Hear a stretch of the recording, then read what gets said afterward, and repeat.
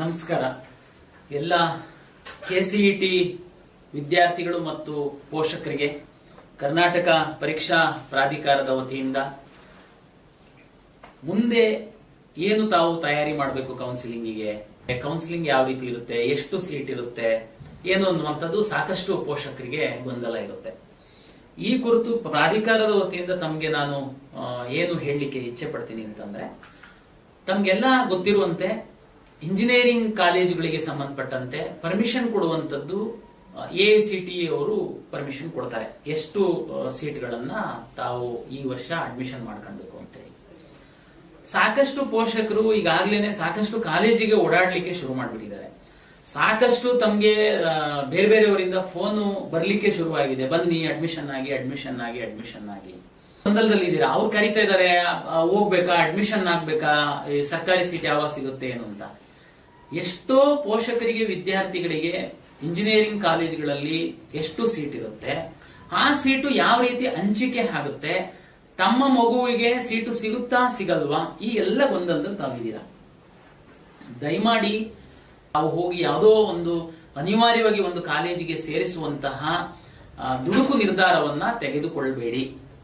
ಸಾಕಷ್ಟು ನಮ್ಮ KCET exam ಅಲ್ಲಿ ಎಲ್ಲ ನಗರ ಪ್ರದೇಶದ ವಿದ್ಯಾರ್ಥಿಗಳೇನು ಬರೆಯಲ್ಲ.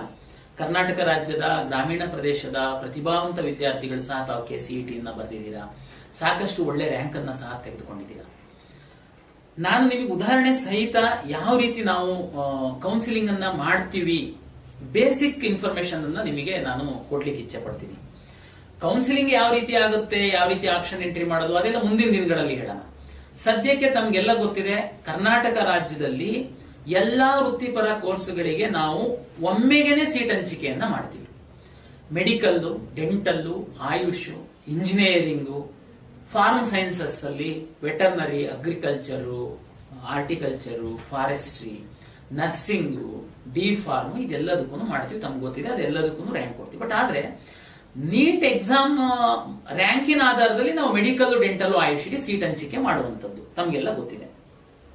ಈಗಾಗಲೇ ತಾವು KEN ನಲ್ಲಿ ರಿಜಿಸ್ಟ್ರೇಷನ್ ಸಹ ಮಾಡಿದೀರಾ. CET ಬರೆದಿದ್ರೆ ಕೆಲವರು ನೀಟ್ ಎಕ್ಸಾಮ್ ಮಾತ್ರ ಬರೆಯುವಂತವ್ರು ಸಹ ನಮ್ಮಲ್ಲಿ ರಿಜಿಸ್ಟ್ರೇಷನ್ ಮಾಡಿದೀರಾ.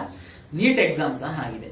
ಫಸ್ಟ್ ನಿಮ್ಗೆ ಹೇಳುವಂತದ್ದು, ನಮ್ಮ ಎಲ್ಲ ಕೌನ್ಸಿಲಿಂಗ್ ಪ್ರಕ್ರಿಯೆ ಶುರು ಆಗ್ಬೇಕಂತಂದ್ರೆ ನೀಟ್ ರಿಸಲ್ಟ್ ಬರಬೇಕು, 1 ಪಾಯಿಂಟ್. ಎರಡನೇದು, ಯಾವ್ಯಾವ ಕಾಲೇಜಲ್ಲಿ ಎಷ್ಟೆಷ್ಟು ಸೀಟ್ಗಳಿಗೆ ಈ ವರ್ಷ AICTE ಮತ್ತೆ ಕರ್ನಾಟಕ ರಾಜ್ಯ ಸರ್ಕಾರ ಪರ್ಮಿಷನ್ ಕೊಟ್ಟಿದೆ, ಆ ಸೀಟಿನ ಮಾಹಿತಿ ಪ್ರಾಧಿಕಾರಕ್ಕೆ ಬರಬೇಕು. ಈ ಎರಡೂ ಬಂದಿಲ್ಲ. ನೀವು ಕಾಲೇಜಿಗೆ ಅಡ್ಮಿಷನ್ ಕರೀತಾರೆ ಅಂತಂದ್ರೆ ಸದ್ಯಕ್ಕೆ ತಕ್ಷಣಕ್ಕೆ ಹೋಗುವಂತದ್ದಕ್ಕೆ ಆತುರ ಪಡುವಂತಹ ಅಗತ್ಯ ಇಲ್ಲ. ನೀಟ್ ಯಾವಾಗ ರಿಸಲ್ಟ್ ಬರುತ್ತೆ, ನೀಟಿಂದು ರ್ಯಾಂಕ್ ಡಾಟಾವನ್ನ ನಮ್ಮ ಪ್ರಾಧಿಕಾರಕ್ಕೆ ಕೊಡ್ತಾರೆ. ಆ ನಂತರ ನಾವು ಕೌನ್ಸಿಲಿಂಗ್ ಪ್ರಕ್ರಿಯೆಯನ್ನು ಅಧಿಕೃತವಾಗಿ ನಾವು ಶುರು ಮಾಡ್ತೀವಿ.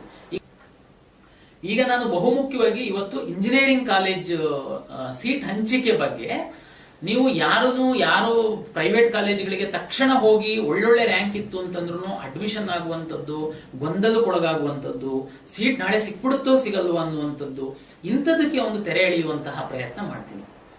ಕರ್ನಾಟಕ ರಾಜ್ಯ ಸರ್ಕಾರ ಹಾಗೂ ಖಾಸಗಿ ಇಂಜಿನಿಯರಿಂಗ್ ಕಾಲೇಜುಗಳ ಒಕ್ಕೂಟ ಇಬ್ಬರೂ ಒಂದು ಒಪ್ಪಂದವನ್ನ ಮಾಡಿಕೊಂಡಿದ್ದಾರೆ. ಈ ಒಪ್ಪಂದದ ಪ್ರಕಾರ ಕರ್ನಾಟಕ ರಾಜ್ಯದಲ್ಲಿರುವಂತಹ 4-5 ಕೆಟಗರಿದು ಕಾಲೇಜು ಬರುತ್ತೆ. ನಾನು ಬಹುಮುಖ್ಯವಾಗಿ ಹೇಳುವಂತದ್ದು ಸರ್ಕಾರಿ ಕಾಲೇಜುಗಳು. ರಾಜ್ಯದಲ್ಲಿ 16 ಸರ್ಕಾರಿ ಇಂಜಿನಿಯರಿಂಗ್ ಕಾಲೇಜುಗಳಿದೆ. ಅನುದಾನಿತ ಕಾಲೇಜುಗಳು, ರಾಜ್ಯ ಸರ್ಕಾರ ಅನುದಾನ ಕೊಡುವಂತಹ 9 ಕಾಲೇಜುಗಳಿದೆ. ಸರ್ಕಾರಿ ಕಾಲೇಜುಗಳಲ್ಲಿ 100 ಸೀಟ್ ಇತ್ತು. ಉದಾಹರಣೆ ನಾನು ಹೇಳ್ತೀನಿ, ಒಂದು ಬ್ರಾಂಚ್ಗೆ ಹೇಳ್ತೀನಿ. ಉದಾಹರಣೆಗೆ ಒಂದು ಸರ್ಕಾರಿ ಕಾಲೇಜಲ್ಲಿ ಕಂಪ್ಯೂಟರ್ ಸೈನ್ಸ್ ಅಲ್ಲಿ 100 ಸೀಟ್ ಅಡ್ಮಿಷನ್ ಮಾಡ್ಕೊಳ್ಳುವಂತದ್ದಕ್ಕೆ ಅನುಮತಿ ಇದೆ ಅಂತ ಭಾವಿಸಿದ್ರೆ 100 ಸೀಟುಗಳನ್ನು ಸಹ ಕರ್ನಾಟಕ ಪರೀಕ್ಷಾ ಪ್ರಾಧಿಕಾರ ಹಂಚಿಕೆಯನ್ನ ಮಾಡುತ್ತೆ. ದಯಮಾಡಿ ಅರ್ಥ ಮಾಡ್ಕೊಳ್ಳಿ. 9 ಅನುದಾನಿತ ಕಾಲೇಜುಗಳಿದೆ. ಆ ಅನುದಾನಿತ ಕಾಲೇಜುಗಳಲ್ಲಿ ಅನುದಾನಿತ ಕೋರ್ಸ್ಗಳೇನಿದೆ ಅದಕ್ಕೆ 100 ಸೀಟ್ ಏನಾದ್ರೂ ಇತ್ತು ಅಂತಂದ್ರೆ 95 ಸೀಟ್ಗಳನ್ನ ಕರ್ನಾಟಕ ಪರೀಕ್ಷಾ ಪ್ರಾಧಿಕಾರವೇ ಹಂಚಿಕೆಯನ್ನ ಮಾಡುತ್ತೆ. ದಯಮಾಡಿ ಅರ್ಥ ಮಾಡ್ಕೊಳ್ಳಿ. ಅಂದ್ರೆ ಸರ್ಕಾರಿ 16 ಕಾಲೇಜಲ್ಲಿ ಪೂರ್ತಿ ನಾವೇ ಅಲಾಟ್ ಮಾಡ್ತೀವಿ. ಅನುದಾನಿತ ಕಾಲೇಜುಗಳು 9 ಏನಿದೆ ಅದರಲ್ಲಿ ಅನುದಾನಿತ ಕೋರ್ಸ್ಗಳ 95% ಸೀಟ್ಗಳನ್ನು ನಾವೇ ಅಲಾಟ್ ಮಾಡ್ತೀವಿ. ಇನ್ನ ನಿಮಗೆ ನೆಕ್ಸ್ಟ್ ಅನುದಾನ ರಹಿತ ಅಂದ್ರೆ ಖಾಸಗಿ ಕಾಲೇಜುಗಳು. ಇದು ರಾಜ್ಯದಲ್ಲಿ ತುಂಬಾ ಖಾಸಗಿ ಕಾಲೇಜುಗಳಿದಾವೆ. ನಮ್ಮ ರಾಜ್ಯ ಸರ್ಕಾರ ಮತ್ತೆ ಅವರ ಒಪ್ಪಂದದ ಪ್ರಕಾರ ಯಾವುದೋ ಒಂದು ಖಾಸಗಿ ಕಾಲೇಜಲ್ಲಿ, ಉದಾಹರಣೆಗೆ ನಾನು ಹೇಳ್ತೀನಿ, ಒಂದು ಖಾಸಗಿ ಕಾಲೇಜಲ್ಲಿ ಉದಾಹರಣೆಗೆ ಎಲ್ಲಾ ಬ್ರಾಂಚ್ಗಳು ಸೇರಿ 1,000 ಸೀಟ್ ಇದೆ ಅಂತ ಭಾವಿಸೋಣ. Computer science, civil, mechanical, automobile, AI ಇದೆಲ್ಲ ಸೇರಿ 1,000 ಸೀಟ್ಗಳು ಒಂದು ಖಾಸಗಿ ಕಾಲೇಜಲ್ಲಿ ಇದೆ. ಅರ್ಥ ಮಾಡ್ಕೊಳ್ಳಿ, 450 ಸೀಟುಗಳನ್ನ ಕರ್ನಾಟಕ ಪರೀಕ್ಷಾ ಪ್ರಾಧಿಕಾರ ಹಂಚಿಕೆ ಮಾಡುತ್ತೆ. 1,000 ಸೀಟಲ್ಲಿ 450 ಸೀಟುಗಳನ್ನ ನಾವು ಹಂಚಿಕೆ ಮಾಡ್ತೀವಿ. ನಾನು ಉದಾಹರಣೆ ಹೇಳ್ತೀನಿ ತಮಗೆ. ಇನ್ನ ಉಳಿದಿದ್ದು ಯಾರು ಮಾಡ್ತಾರೆ? ತಮ್ಮ ಮಾಹಿತಿಗೋಸ್ಕರ ಹೇಳ್ತೀನಿ. 1,000 ಸೀಟಲ್ಲಿ ನಮ್ಮ ಒಂದು ಸರ್ಕಾರ ಮತ್ತೆ ಖಾಸಗಿ ಕಾಲೇಜುಗಳ ಒಪ್ಪಂದದ ಪ್ರಕಾರ 450 ಸೀಟು ಅಂದ್ರೆ 45% ಸೀಟುಗಳನ್ನ ನಾವು ಹಂಚಿಕೆ ಮಾಡ್ತೀವಿ. 30% ಸೀಟುಗಳನ್ನ ಕಾಮೆಟ್ ಕೆ ಅಂತೇಳಿ ಅವ್ರದ್ದೊಂದು ಅಸೋಸಿಯೇಷನ್ ಅವರು ಎಕ್ಸಾಮ್ ಮಾಡ್ತಾರೆ, ಅವರು ಹಂಚಿಕೆ ಮಾಡ್ತಾರೆ. ಇನ್ನ ಉಳಿಯುವಂತಹ 25% ಸೀಟ್ಗಳೇನಿದೆ ಅದು ಮಾತ್ರ ಆ ಕಾಲೇಜಿನ ಆಡಳಿತ ಮಂಡಳಿಯವರು ಮ್ಯಾನೇಜ್ಮೆಂಟ್ ಕೋಟಾ ಮತ್ತೆ NRI ಅಂತೇಳಿ ಅವರಿಗೆ ಅಡ್ಮಿಷನ್ ಮಾಡ್ಕೊಂತಾರೆ. ಕಾಮೆಟ್ ಕೆ ಮತ್ತೆ ಸರ್ಕಾರಿ ಕೋಟಾ ಏನ್ ಹೇಳಿದಲ್ಲ ನಾನು 45%, ಈ ಎರಡಕ್ಕೂ ಸರ್ಕಾರವೇ ಫೀಸ್ ನಿಗದಿಪಡಿಸುತ್ತೆ. ನೀವು ಅರ್ಥ ಮಾಡ್ಕೊಳ್ಳಿ, 1,000 ಸೀಟ್ ಒಂದು ಖಾಸಗಿ ಕಾಲೇಜಲ್ಲಿ ಇದೆ ಅಂತಂದ್ರೆ ಕಾಮೆಟ್ ಕೆಗೆ 300 ಸೀಟು, ಕರ್ನಾಟಕ ಪರೀಕ್ಷಾ ಪ್ರಾಧಿಕಾರ 450 ಸೀಟು, ಇನ್ನ 250 ಸೀಟು ಮ್ಯಾನೇಜ್ಮೆಂಟ್ ಅಲಾಟ್ ಮಾಡುತ್ತೆ.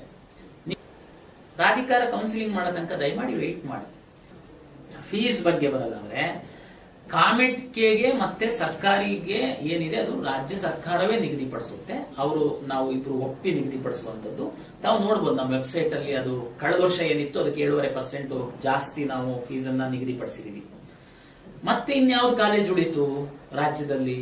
ಗೌರ್ಮೆಂಟ್ ಹೇಳಿದೀನಿ, ಅನುದಾನಿತ ಹೇಳಿದೀನಿ, ಖಾಸಗಿ ಕಾಲೇಜು. ಖಾಸಗಿ ಕಾಲೇಜುಗಳಲ್ಲಿ 2 ರೀತಿ ಬರುತ್ತೆ. ಒಂದು ನಾನೀಗ ಹೇಳಿದೆ, ಬಹುತೇಕ ಖಾಸಗಿ ಕಾಲೇಜುಗಳು, ಅದರಲ್ಲಿ ಕೆಲವೊಂದು ಮೈನಾರಿಟಿ ಇನ್ಸ್ಟಿಟ್ಯೂಷನ್ಸ್ ಇದೆ. ಅಂದ್ರೆ ಮೈನಾರಿಟಿ ಇನ್ಸ್ಟಿಟ್ಯೂಷನ್ಸ್ ಅಂತಂದ್ರೆ ಆ ಒಂದು ಸಮುದಾಯದವರು ಅವರೇ ನಡೆಸುವಂತದ್ದು. ರಾಜ್ಯ ಸರ್ಕಾರ ಅವರಿಗೆ ಮೈನಾರಿಟಿ ಸ್ಟೇಟಸ್ ಅನ್ನ ಕೊಟ್ಟಿದೆ.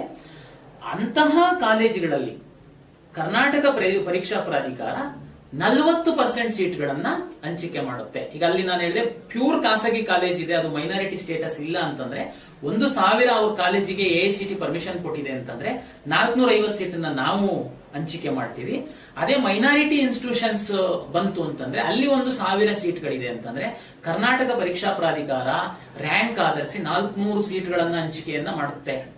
ಅದೇ ರೀತಿ ನಿಮಗೆ ಡೀಮ್ಡ್ ವಿಶ್ವವಿದ್ಯಾಲಯಗಳು, ಖಾಸಗಿ ವಿಶ್ವವಿದ್ಯಾಲಯಗಳು ಬರುತ್ತೆ, ಅದು ತುಂಬಾ ನಂಬರ್ ಕಡಿಮೆ ಇದೆ. ಅಲ್ಲಿ ಸಹ 40% ಸೀಟ್ಗಳನ್ನ ನಾವೇನೆ ಅಲಾಟ್ ಮಾಡ್ತೀವಿ. ಅರ್ಥ ಮಾಡಿ ಪೋಷಕರೇ, ಕಳೆದ ವರ್ಷ 79,000 ಇಂಜಿನಿಯರಿಂಗ್ ಸೀಟ್ಗಳನ್ನ ಕರ್ನಾಟಕ ಪರೀಕ್ಷಾ ಪ್ರಾಧಿಕಾರ ಹಂಚಿಕೆ ಮಾಡುವಂತದ್ದಕ್ಕೆ ನಮಗೆ ಪರ್ಮಿಷನ್ ಇತ್ತು. ಈ ವರ್ಷ 79,000ಕ್ಕಿಂತ ಸ್ವಲ್ಪ ಜಾಸ್ತಿನೇ ಆಗುತ್ತೆ ಹೊರತು ಕಡಿಮೆ ಅಂತೂ ಆಗಲ್ಲ. ಹಾಗಾಗಿ ನೀವು ದಯಮಾಡಿ ಗಡಿಬಿಡಿ ಮಾಡದೆ ತಾಳ್ಮೆಯಿಂದ ನಮ್ಮ ಕೌನ್ಸಿಲಿಂಗಿಗೆ ವೆಯ್ಟ್ ಮಾಡಿ. ಓಕೆ, ಅಲ್ಲಿವರೆಗೆ ಏನ್ ಮಾಡೋದು? ಅವರು ಇವರು ಫೋನ್ ಮಾಡ್ತಿರ್ತಾರೆ, ನಮ್ಮ ಮಗು ಸಿಗುತ್ತೋ ಸಿಗಲ್ವೋ, ಯಾವ ಕಾಲೇಜ್ ಸಿಕ್ಬಿಡ್ಬೋದು, ಅದು ಒಳ್ಳೆ ಕಾಲೇಜ್ ಇದೆಯಾ, ಇದು ಒಳ್ಳೆ ಕಾಲೇಜ್ ಇದೆಯಾ, ಇದೆಲ್ಲ ಗೊಂದಲಗಳು ಸಾಮಾನ್ಯವಾಗಿರುತ್ತೆ. ಅದಕ್ಕೆ ನಾನು ಹೇಳೋದು, ನಮ್ಮ ಕೌನ್ಸಿಲಿಂಗ್ ನೀಟ್ ರಿಸಲ್ಟ್ ಬಂದ ಮೇಲೆ ಶುರುವಾಗುತ್ತೆ. ಅಲ್ಲಿವರೆಗೆ ನಿಮ್ಮ ಮಗುಗೆ ಟಾಸ್ಕ್ ಕೊಡಿ. ನಾನು ಹೇಳ್ತೀನಿ ಏನು ಅಂತ. ಕರ್ನಾಟಕ ರಾಜ್ಯದಲ್ಲಿ ಎಷ್ಟು ಖಾಸಗಿ ಕಾಲೇಜುಗಳು ಇದಾವೆ, ಎಷ್ಟು ಗೌರ್ಮೆಂಟ್ ಕಾಲೇಜುಗಳಿದಾವೆ, ಎಷ್ಟು ಅನುದಾನಿತ ಕಾಲೇಜುಗಳಿದಾವೆ, ಈ ಎಲ್ಲಾ ಕಾಲೇಜುಗಳಲ್ಲಿ ಯಾವ್ದಾವ್ದು ಕೋರ್ಸ್ಗಳಿದೆ. ನೀವು ಟಾಪ್ 10 ಕಾಲೇಜು, ಟಾಪ್ 20 ಕಾಲೇಜು ತಗೊಂಡ್ರೆ ಆ ಕಾಲೇಜುಗಳಲ್ಲಿ ಯಾವ್ದಾವ್ದು ಕೋರ್ಸ್ಗಳಿದೆ. ಆ ಕೋರ್ಸ್ಗಳಲ್ಲಿ ಕಳೆದ ವರ್ಷ ನಾವು ಕರ್ನಾಟಕ ಪರೀಕ್ಷಾ ಪ್ರಾಧಿಕಾರದಿಂದ ಸೀಟ್ ಹಂಚಿಕೆ ಮಾಡಿದಂತಹ ಸಂದರ್ಭದಲ್ಲಿ ನಾವು 3 ರೌಂಡ್ ಸೀಟ್ ಹಂಚಿಕೆ ಮಾಡಿದೀವಿ ಕಳೆದ ಬಾರಿ.